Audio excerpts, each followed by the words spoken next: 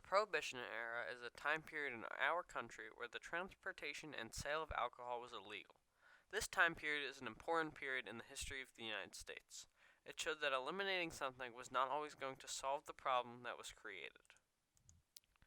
Through newspaper articles, journals, and other sources, it is clear that the Prohibition Act was a complete diplomatic failure that led to years of disregard for the law. After years of debate, the law was passed, followed by more debate that led to its eventual repeal. Despite the repeal of the law, the policies we have today surrounding alcohol were paved by the 18th and 21st Amendments.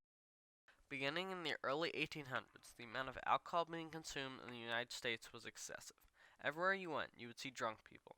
At this point in time, one large group of people decided that enough was enough. Something had to change. This large group of people are otherwise known as women.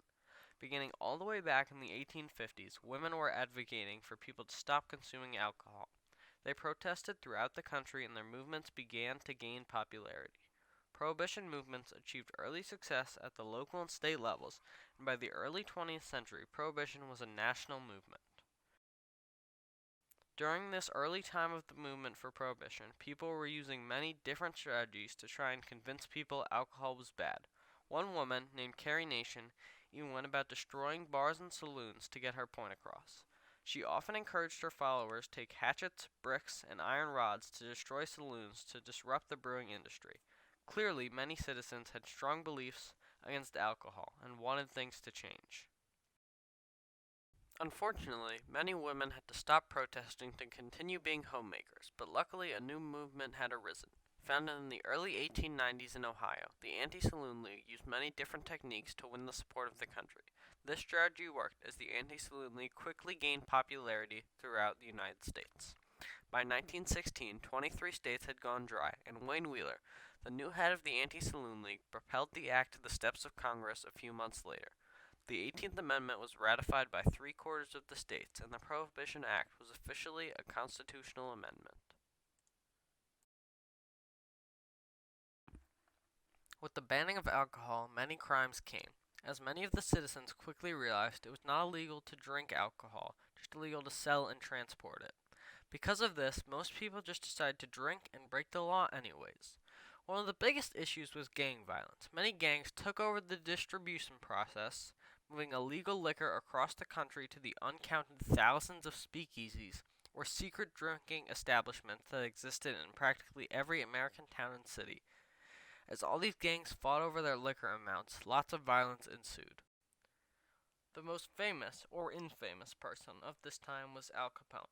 Capone was the big bad of Chicago gangs. Capone wanted most of the bootlegging business to himself, so he started killing off his competition in the city of Chicago. This violence that occurred became known as the Gang Wars. Many mobsters were murdered at this time. Multiple law enforcement agencies tried to gain enough evidence to arrest Capone and his associates, but Capone's use of bribes, violence, and intimidation made finding evidence and witnesses very difficult. While gang violence was a major issue, many citizens began their own bootlegging operations, importing millions of gallons of alcohol across the Canadian and Mexican borders by boat at hidden coves along the U.S. coasts. If all the citizens were committing crimes, most people would assume that some people were being arrested, but that was not the case.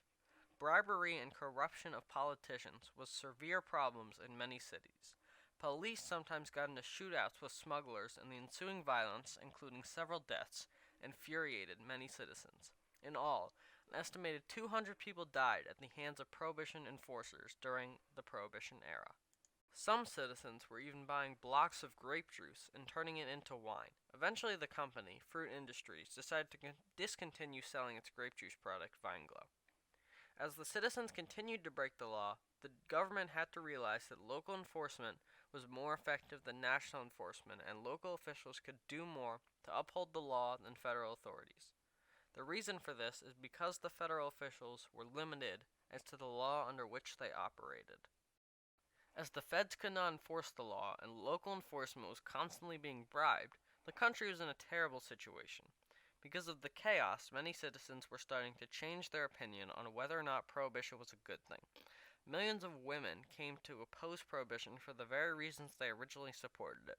They wanted the world to be a safer place for their children.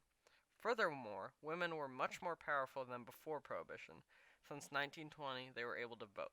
Women who had been pivotal in bringing about Prohibition because of moral interests, protecting their family, women, and children from the effects of alcohol abuse, proved to be equally pivotal in repealing Prohibition. Their interest, once again, was moral. Prohibition was undermining the family and corrupting the morals of women, children, and all of society. After many years of conflict, the country had reached its breaking point and had entered the Great Depression. Millions were unemployed, agricultural prices fell, tax revenues dropped, and the future appeared desolate. Many came to believe that legalizing alcohol would increase prices for grain and other farm commodities, increase the demand for labor to produce transport and sell alcohol, and increase revenues from taxes on alcohol. As the population began to turn on Prohibition, the citizens realized that things had to change again, and the 18th Amendment was repealed. While the Prohibition Act was clearly a major failure, some small successes came out of it. For starters, multiple barriers between races and gender were broken down. For young adults of the 1920s, personal freedom meant both freedom to drink alcohol and freedom from old-fashioned mores that had made bars a male-only institution. The female-led temperance movements flaunted gender restrictions by drinking alcohol and smoking cigarettes. After Prohibition, multiple new rules were set up to mildly control alcohol consumption and make the workplace a safer place. These rules were established because reformers would call for an end to child labor, advocate better working conditions and the 8-hour workday, and initiate programs that reduced economic uncertainty. Like I previously stated, the repeal of the law created many new jobs for citizens during a time where many people were losing jobs. Hopefully, everyone understands that Prohibition was a grave mistake.